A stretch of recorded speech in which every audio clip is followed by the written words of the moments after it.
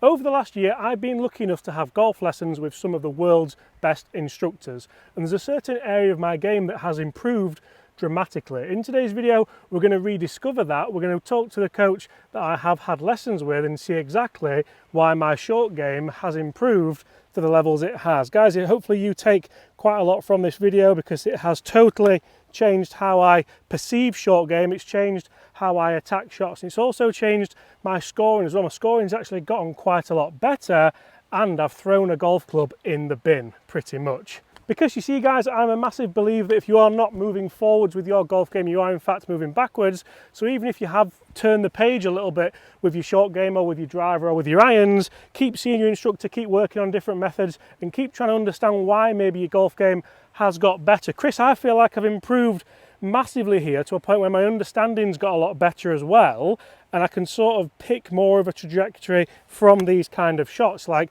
that low one with a bit of grab on it to really help me hit it close to the hole. What's changed?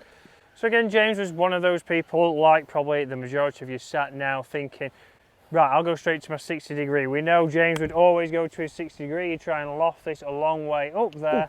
And he wouldn't always get the control that he wanted to. So a lot of speed, a lot of risk, and unfortunately, a lot that could go wrong. Not a lot of success, unfortunately. Yeah, so James has obviously gone down loft, so he's gone down to his 56, and now he's thinking, right, his setup's got a little bit better, so he's got his stance a little bit narrower, ball position, pretty centred. So you see also from face on, James got that stance a little bit narrower, he's got a little bit of forward shaft lean, not as much as before. Used to be like there, didn't it? Yeah, it used to be back, very much the old school that we were all taught, back of the stance, and that digging. that was a problem. You see the turf interaction, I've gotten away with that, but the turf interaction all of a sudden is totally different, and for me, I feel like I'm massively engaging the kind of bounce on this wedge a lot better. So I was a good chipper from a good lie.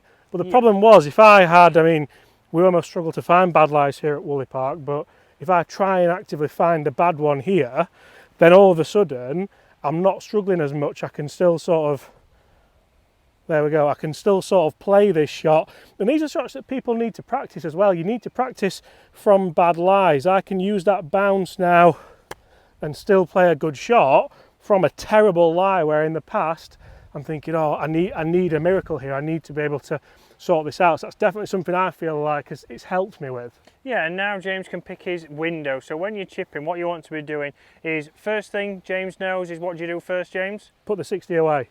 Correct. Well, that wasn't the one I was going for, but I like it. But assess your lie. So think about what lie you've got, and then what club can you get to it, and what trajectory do you need to pick. James now can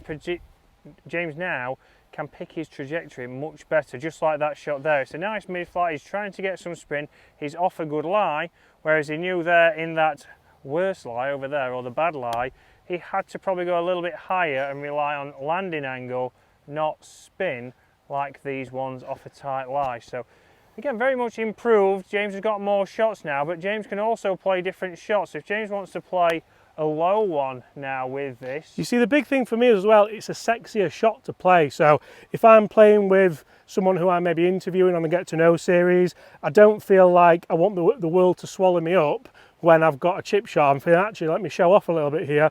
Let me play one in at a nice mid-height, try and get a little bit of zip on it, and then all of a sudden it becomes a little bit more of a conversation style. Oh wow, how have you played that? Have you working with someone to try and get that better? How have you started to get a little bit more spin on that? And that's something which I think I used to have a really good short game when I was a junior, and I remember my brother saying to me, oh James, what are you doing there? How do you do that? Like a little bit of a kind of, that's really good. As soon as someone starts saying that to you, your confidence starts to rise and rise and rise, which is a massive factor when it comes to any part of the golf game. If you don't have confidence in off the tee, if you don't have confidence with irons, if you don't have confidence around the greens, you're really going to struggle to maintain any kind of real form. And form is temporary and class is permanent, Chris, isn't it? Correct. So James now can play different shots. So if James moves this one forward, show us you can now play a higher one if you want. You see there, James flights one up there and can go on. Still control it with a 56. He's not had to go to the 60. He's just returning the club with a little bit more loft. And then I can tweak the face open if I want to as well, and you're like really try and get it up. I mean, that's probably the latter one of the percentages, isn't it, like we were saying. But the big thing that's really helped me, and what Chris explained to me really, really well, is the release of that golf club. And this is something which we've worked together with on Get Good at Golf. If you want to go and check that out, make sure you go and subscribe to that. But feeling as though that club face works with a square face to my arc on the way back, but then also works a square face to my arc on the way through here. So understanding that has to stay square to your spine angle is absolutely paramount to not digging the lie in, digging the leading edge in, should I say, and kind of making a real mess on the golf course. There's another one. Like they're exactly the same distance every time. So yeah, like James mentioned there with the release pattern, obviously even a ball back in the stance, if James is playing a low one, he's still going to release that club, and he's not holding it off, and then he can still get that running out with that little bit of check. Same as if we go high, he's still going to release it, he's just going to release it a little bit earlier. So we are constantly releasing that club better, and that's one thing that James really struggled with. Everything was a little bit held off. You would go to different loft instead, wouldn't you? Yeah, absolutely. And the big thing here is it's not how good you're good, because, I mean, being a PGA Pro, I've always had an okay shot game. It's how bad you're bad. Like, if your bad's very, very bad, you look, I've hit probably 15 shots here, and, I mean, a lot of them are gimmies, and a lot of them you'd fancy the putt. There's only really the one where I tried to show you guys the higher one, which you'd never really play here, which is probably an anomaly that you're not going to get up and down with, definitely. Let's go in the bunkers and see just how this has massively helped in there as well, because I hate to admit it, but bunkers is probably now the best part of my game, and you could make it the best part of your game very, very easily. So one of the huge factors out of bunkers which so many people get wrong is a lack of speed. That's something which I feel like I've always done quite well. You'll notice, guys, that I'm having a lesson today, but I'm actually explaining it to you guys as well, because if you truly understand something, you should be able to explain it to somebody else. So one of the big things that we've worked on together on bunkers is trying to stay squarer towards the target. Chris, feel free to stop me if I'm getting this wrong. So I have a target line here and an alignment line. I still open the face up, so a lot of people think, well, James, that face is now pointing to the right, and you would be correct there. If I were just to play that shot now, that ball would come out to the right just like that.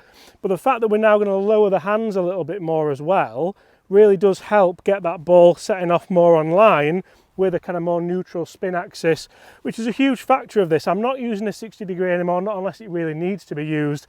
We're still using 56, maybe even a 50 if it does bode for that. And we're lowering the handle down. So with a lower handle, that face plane tilt's pointing more towards the target now. And you can see there straight away, that's pretty much where I'm wanting to aim, because it should release out once it does land. But I feel like I've just got a massive way of getting this ball nice and close pretty much every time now out of the bunkers. And that for me is a huge factor of why I don't mind taking on flags more as well. So it's almost like a kind of chain method, in that even out of wet sand here, I still have the confidence to be able to kind of pop these up. That was a better one. Now spin back and get this ball close to the flag. Chris, have I missed anything here so far?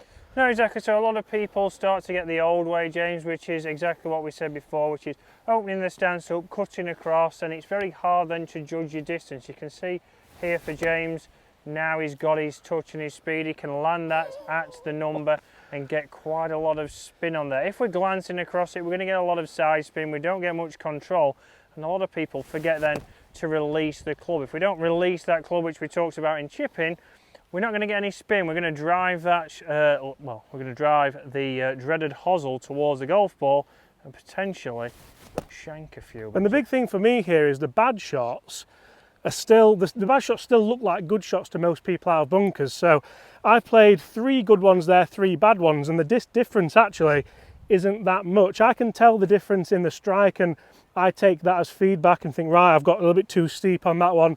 Maybe I got lazy with the ball position. But the fact, if your bad one is still pretty good, there the ball position's too far back, I need to move that forward, take a bit less sand, and you can see, I didn't quite get that one as well.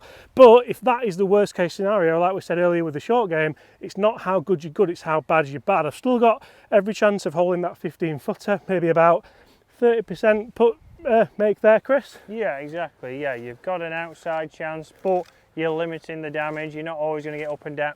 You're not always going to get up and down from a bunker, but if you're out, you've got a chance. Guys, thank you so much for watching. That is a couple of lessons which has massively helped me improve my golf game, improve my scoring, improve my confidence as well. If it's helped you, get in the comments below. Also, check out Chris's email, which is below if you want to book a lesson for yourself. And if you don't want that, make sure you check out Get Good at Golf. Go subscribe to that, because there are daily videos that can help you get good at golf.